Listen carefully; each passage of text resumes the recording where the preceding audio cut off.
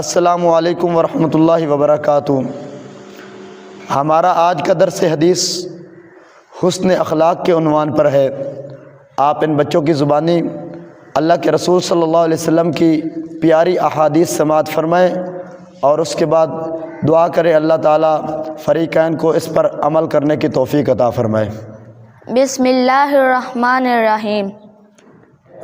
حضرت عائشہ صدیقہ رضی اللہ تعالی عنہا سے روایت ہے، فرماتی ہیں کہ میں نے رسول اللہ صلی اللہ علیہ وسلم سے سنا، آپ صلی اللہ علیہ وسلم ارشاد فرماتے تھے کہ ایماندار بندہ اچھے اخلاق سے ان لوگوں کا درجہ حاصل کر لیتا ہے جو رات بھر نفلی نمازیں پڑھتے ہوں اور دن کو ہمیشہ روزہ رکھتے ہوں۔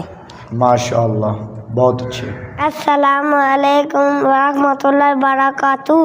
حضرت عبداللہ بن عمر رضی اللہ تعالی عنہ سے روایت ہے کہ رسول اللہ صلی اللہ علیہ وسلم نے ارشاد فرمایا، تم میں سے اچھے وہ لوگ ہیں جن کے اخلاق اچھے ہیں۔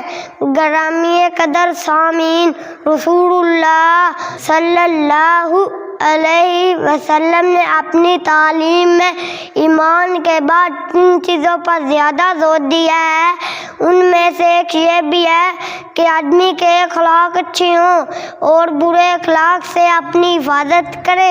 اللہ تعالیٰ ہمیں حضور صلی اللہ علیہ وسلم کے نقش قدم پر چلنے کی توفیق عطا فرمائے، آمین۔